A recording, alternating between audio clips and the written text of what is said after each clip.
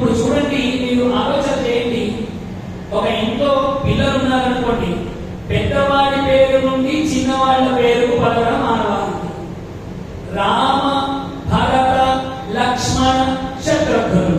వయసు ప్రకారంగా రాముడి తర్వాత భరతుడు, భరతుడి తర్వాత లక్ష్మణుడు, తర్వాత శత్రుఘ్నుడు పుట్టారు.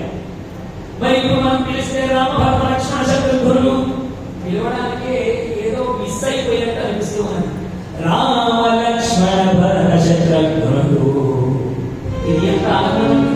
రాముడికి లక్ష్మణుడికి సత్యత, భరతుడికి శత్రుఘ్నుడికి సత్యత.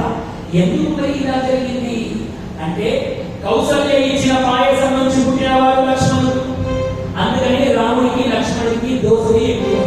కైగా ఇచ్చిన పాయసం నుంచి పుట్టినవాడు శత్రుఘ్నుడు, అందుకే భరతుడికి శత్రుఘ్నుడికి సత్యత ఎక్కువ. అలా రామ, లక్ష్మణ, భరత, శత్రుఘ్నుడై ఈ లోకంలో నలుగురు నారాయణ వంశంలోనే పుట్టారు వాళ్ళంతా కూడా.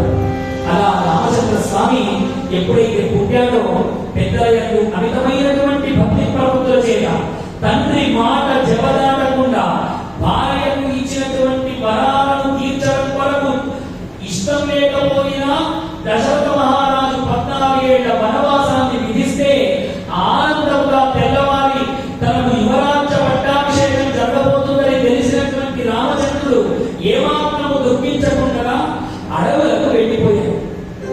పితృవాక్య పరిపాలన ఏ విధంగా చేయాలో మనందరికీ చేసి చూపించాడు పరమాత్మ. అలా అడవులకు వెళ్ళిపోయి ఆ పరమాత్మ చిత్రకూట పర్వత శ్రేణులలో చాలా రోజులు ఉన్నారట.